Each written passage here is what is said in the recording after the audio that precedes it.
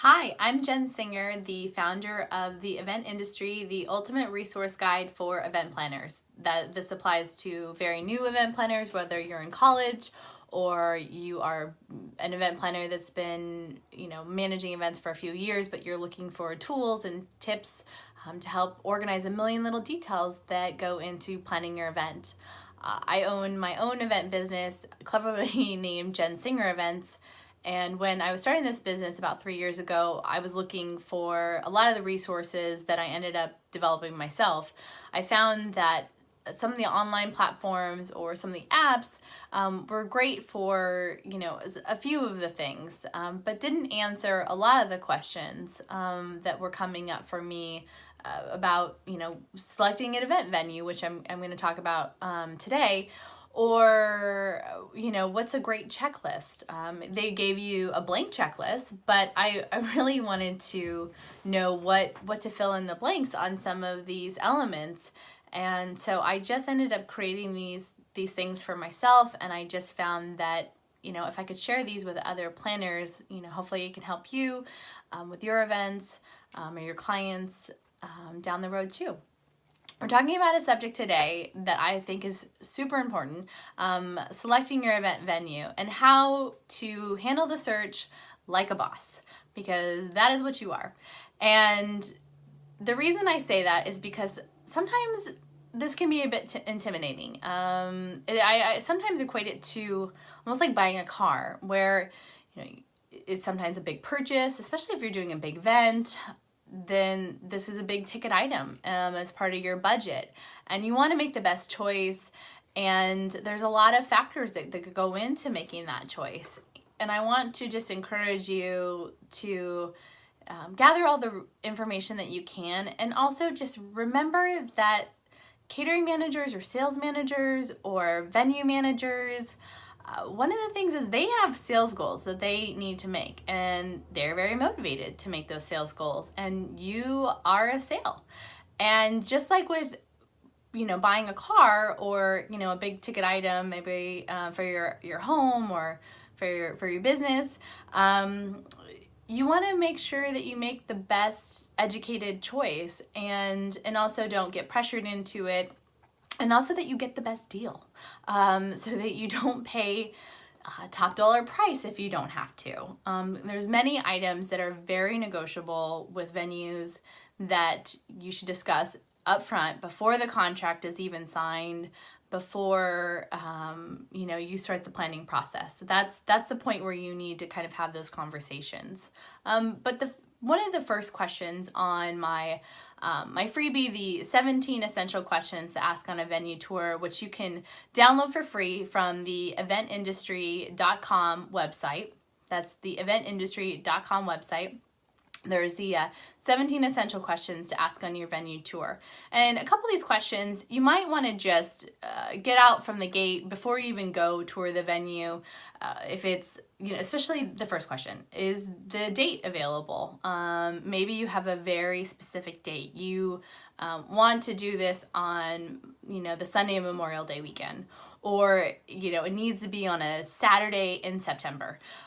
I would just ask, when you reach out to these venues, ask that question in advance, but also, when you're asking about a very specific date, also say like, oh, here is my alternative dates. So you can kind of upfront get that out of the way of like, it has to be a Saturday in September, or it has to be, on Memorial Day weekend. That's when everybody can come into town, or whatever the situation may be of like why you need to have it on a particular date. Just communicate that up front, because if that's not an option for that venue, then you can cross them off the list and you can move on to, another option. Another element to consider in advance is capacity. This is something that, can fluctuate for your event. Maybe you're considering having 200 people, and you know for sure it's going to be 200 people. It's not going to exceed that. You may want to kind of keep in the back of your mind, maybe this is a ticketed event where you're thinking, wow, we would be really lucky if we got 200 people. But what if this did really well and we got 400 people, could we grow here? So you don't have to turn away, maybe you're doing a beer tasting event and ticket sales go great. And now all of a sudden you just don't want to turn people away from your event. You want to make more money or have more people at your event, or maybe it's a corporate thing and you want to have more people there for the presentation. Now you have the capacity to grow your event. So consider asking those questions in advance of, what is your ideal guest count? Can the venue support that? And if your event grew, could it support it as well? And then on the other flip side of it, like maybe your event shrinks. Maybe you're thinking, wow, we're gonna have like 50 people, but then it works out that, you only have half that, 25 people. Can you make the space look not like it's completely empty? Is there another option if your event, shrinks? And this can happen or be more flexible, especially with hotels that have, the air walls that can separate spaces, so they can, one space can, accommodate 75 people, but say your event doubles, then they can open up a wall and now all of a sudden you have more space. So there's definitely more flexibility with hotels than say, an outdoor venue where, it's just, this is the space. So sometimes there's not that flexibility, but something to consider in advance. The other element, question number 2 on my questionnaire is, what is the rental fee and is it negotiable? This is usually a consideration if the venue has like food and beverage that they also provide. But this also could be negotiable if they don't. If you're looking at the venue and they say, okay, it's, our venue fee is $1,000. But maybe it's $1,000 because it's on a Saturday. Well, is it, maybe it's reduced if you decide to host your event on a Wednesday, and maybe that's okay. Maybe you could have it on a Wednesday night versus a Saturday night or a Friday night. So day of the week can definitely play a part in the price, or be something where you can come back to them and say like, hey, would you consider, lowering that rental fee if we hosted it on like a weekday versus a weekend. And then back to the first point about the food and beverage, a lot of this plays into hotels, but a lot of the time they will waive the room fee if you meet a certain food and beverage minimum. And that's an easy thing usually to achieve. It's pretty set where it's attainable, where you don't have to, serve lobster and caviar to like hit the minimum. So that's something to discuss up front. Question number 3, what is included with hosting your event here? There are a number of things that you may need for your event that if it's included and you don't have to rent it, can save you a lot of money. Everything from tables to chairs to linens, heaters, umbrellas, silverware, napkins, even a lot of the hotels or even venues will have votive candles. That might be something that they already provide, so you don't have to purchase candle holders or candles. They will they will supply those, they will put those out, you don't even have to think about it. One of the things that you can negotiate is, maybe they do have chairs, and they have nicer chairs that they charge, say, $5 for, and you ask, well, maybe you could charge $3 a piece versus $5 a piece. And now you've just saved yourself like $2 per chair. And so you need 200 chairs. Like that's can definitely add up and then allow you to do something else for the event or help you stay within your budget, which could be super helpful. Question number 4 is, how many hours are included with the event rental? The reason why I included this question is because this has come up as a major pain in the butt before. Actually just recently, in the last 6 months, I had a client that booked a venue. I won't name them. And there was really finite number of hours they got the space, and it was more than enough for the actual event, but it was not near enough time to set up for the event. It really just allowed us about 2 hours to set up for the event. And this is an event where we're expecting like 300 people, and the event it was a nonprofit, so it had like a silent auction and a lot of displays, and there was just so many elements that were going into this event that was just not enough time.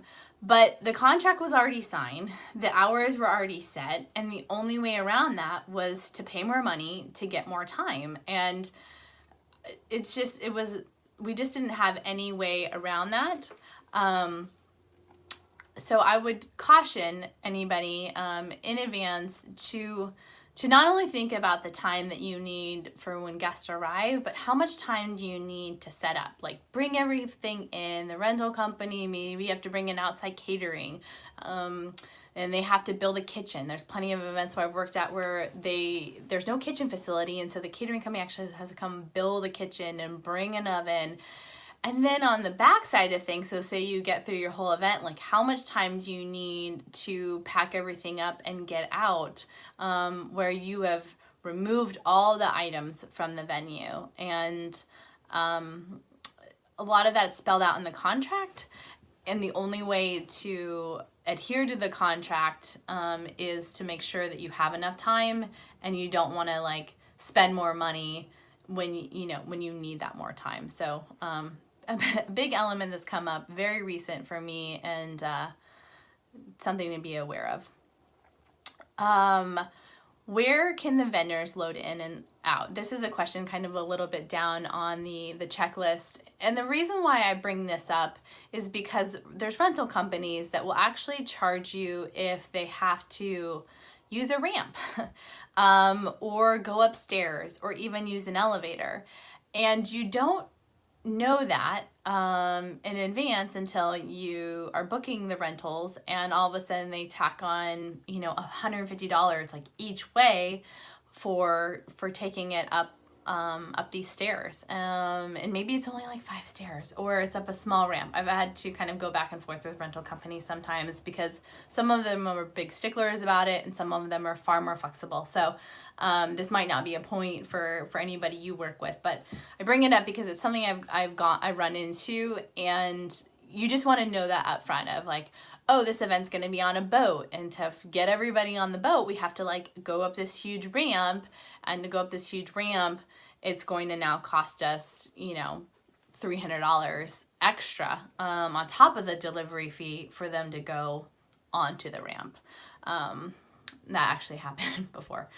Another question that I've added to the list is there any noise restrictions? This happens or comes up more for outdoor venues. A lot of venues, especially here in Southern California, will have like a 10 p.m. outdoor cutoff where you can have people outside, but there can't be any like live music or any sound. And this could be a real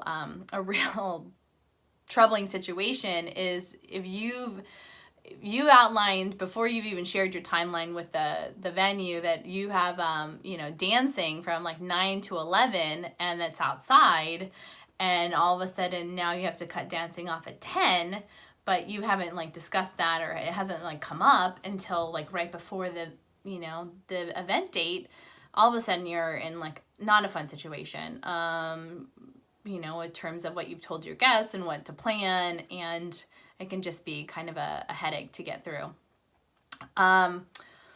One more point that I love to go over, because this is also something that's come up for me, is will the venue dispose of trash? I had a situation with a hotel that rhymes with Milton, and it was a restaurant tasting event a few years back, and these types of events, I did a lot of them when I worked with this nonprofit, and they produce a good amount of trash, unfortunately. Not the best for the environment, and also because I think we had like close to 600 people, so 600 people eating are going to produce a good amount of trash in a 3-hour period. So I just wanted to ensure that myself was, not hauling away the trash, or not having the restaurants that were coming and donating the food and their time were going to have to, haul away trash with them too. And that, given this big hotel, they were going to dispose of it for us. And I actually even had to, put in the contract, like, here's a condition up front, you guys will dispose of the trash. And a few days before the actual event date, they called me and said, oh, about the trash removal, we are actually going to need you to take away the trash from your event. And I pushed back. I said, no, I'm not going to take away the trash.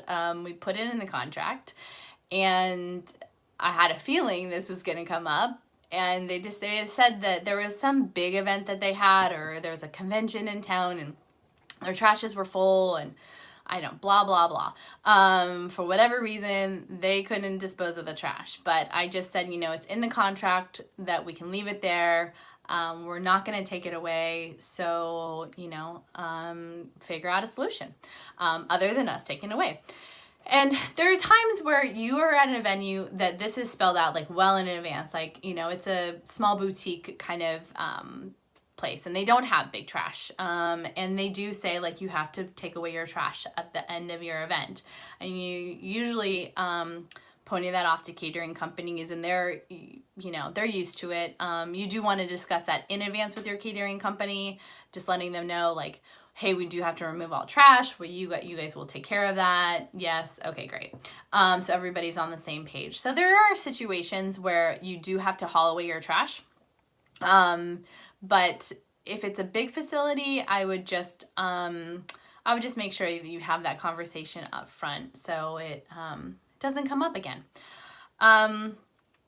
One more point, I'm going to add one more point, and that just relates to your vendor list, or their vendor list, rather. There's some venues that have a strict policy on the vendors that you can use, and this comes up more often with AV companies. They're, in-house AV companies that are very expensive, and they upcharge, and sometimes it's, double or even triple the cost if you were to hire an outside AV company. But it's usually something that you can get around. Either they don't charge a fee if you use an outside company, or maybe they do charge a fee and you can just absorb that fee, and it still saves you money with going with the outside company. Or they have a specific beverage company or a catering company. And sometimes that just puts you in a difficult situation because those companies know they're on the preferred list.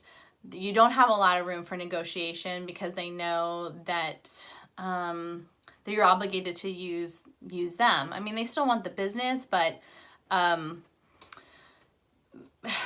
they're just not always so open to giving you the best deal when the list of vendors is pretty small to choose from, and you're limited to those options. So again, I hope all these questions were very helpful. You can get the complete list of 17 questions to ask on your next venue tour at theeventindustry.com. I'm Jen Singer, the founder of The Event Industry. I want to thank you for watching this video, and I hope you tune in every Friday to Facebook Live, where I will go over more tips and tools to help you organize the million little details that go into planning an event. Thanks again for joining me. Have a great day.